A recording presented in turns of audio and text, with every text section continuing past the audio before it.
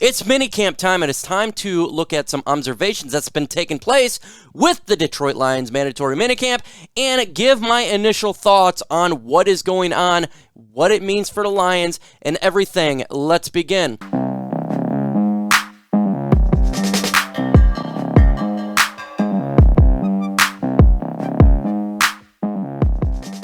Now, before we get into this video, if you're not on Newsbreak, that's nuts, because I'm on Newsbreak. It's called Lions Talk by Chad Sports. Now, what you simply got to do is download the Newsbreak app, and on the Newsbreak app, you literally can do everything. We're talking about local news, sports, if you like politics, everything on there. It's fantastic. Check it out.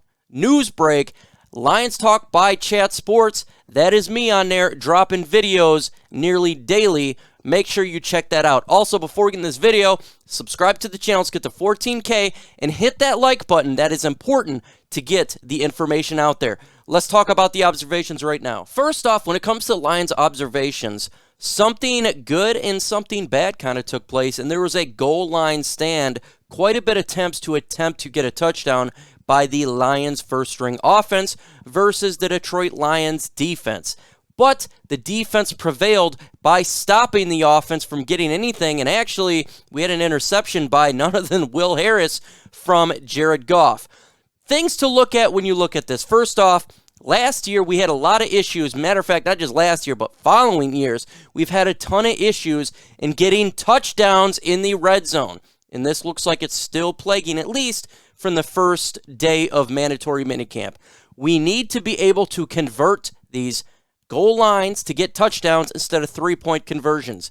Many of the reasons we lost games is because we could not get touchdowns. And so this needs to continue to get worked on and get corrected. Secondly, we need to be able to get better separation by the wide receivers when we're at the red zone. It's a little more difficult because obviously you give less space to the offense. The defense has a much better ability to make a play at that spot. We need to get separation. We're going to talk about the wide receivers in a little bit, but that is an issue there. And obviously getting a turnover is not good for Jared Goff. Subscribe to the channel. Let's get to 14,000 subscribers. We're very close, and with your help, we can get it done. The more subscribers get, the more chance that this video gets out. Smash that subscribe button. On the flip side, there is some life into the Lions defense. This defense has been atrocious last couple years, and it's important that we start to build something on this side of the football, because if you don't, you're just going to continue to get crammed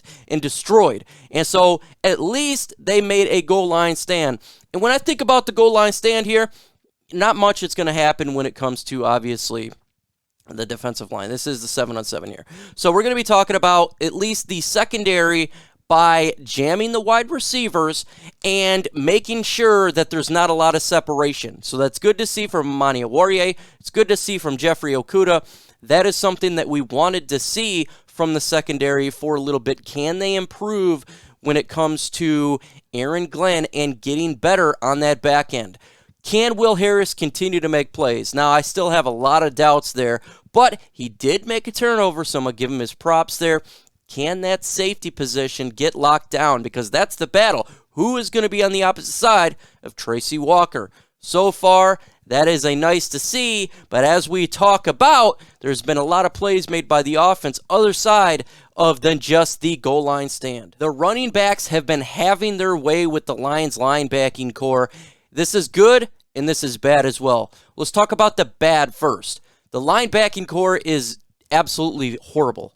And we got destroyed last year by every single running back that ever came. Matter of fact, anybody in the middle killed us. And this is not a good sign that the running backs are destroying them again. Because it's not just them, it's TJ Hockenson as well in the tight ends. Man, oh man, this has continued to be a rough year when it comes to the middle of the field. They need to improve.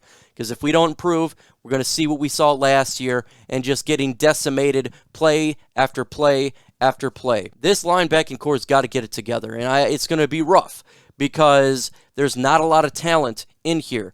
Can Alex Anzalone step his game up a little bit? Can the movement of Trey Flowers and the movement of the other players moving back a little bit, can they help this out? So far, not so good on that front. With the positive, DeAndre Swift and Jamaal Williams are looking unstoppable, and that's fantastic news as they're just carving up the middle of the field. It's not even close. Per reports, they're destroying it. And that's something you want to see from the Lions running backs. You want to see them carving it up because this team is going to be running the football a lot, so that's a very good sign for these guys. With that said, we haven't heard a whole lot about who's going to be in the competition for the number 4 running back position. We've just been hearing a lot of DeAndre Swift and a lot of Jamaal Williams, as well as a little bit of Jermar Jefferson. But good by those guys. Continue to carve up all defenses, hopefully in the regular season. But man, oh man, it'd be nice to see some sort of life in the middle of the field. Comment on the video. Do you think that Quintez Cephus could be a breakout player for 2021? I'm thinking it's looking like it's possible, but I want to know what you guys think. Let me know in the comment section under the pinned comment why for yes and for no. Will Quintez Cephus be a breakout player? A lot of reports came out because Penei Sewell said that he had a hard time adjusting to the right tackle position. Well, per all reports, he's looking magnificently fine. Everything looks fine. He's got that quick speed, great feet, and he's doing particularly well so far with the offensive line. So that should really put away some worries here. I think we're just dealing with a very humble guy, and when you're coming in as a rookie, you don't want to come in as cocky. But he's doing great, and I can't wait to watch him in preseason. I can't wait to watch his offensive line. Because if he's already doing fairly well right now, he's only going to get better as he's a young guy, and this offensive line is going to dominate if he can be anything like we expect him to be. Just imagine this offensive line, folks. You got Taylor Decker, Frank Ragnow, Jonah Jackson, Penei Sewell. We haven't heard a lot about Vati Vaitai, but so far, so good. Penei Sewell is definitely living up so far to his expectations. So when he says he's having a hard time, maybe in his mind he's having a hard time. Maybe he's just one of those guys that's a perfectionist and they want to be perfect because, per reports, per the media that's watching this thing, Penei Sewell is looking very good, very fine, and that's great news for the Detroit Lions offense, for the offensive line, and Jared Goff as well. Want to protect this guy. The Lions secondary is doing fairly decent so far, and that's good. We talked about how the goal line stand was taking place, but they are improving and getting more comfortable in the position. They still are getting exploited a little bit by Cephus, by TJ Hockenson, by the wide receivers, but that's okay. You just want to see a little bit of growth here, continue to get better.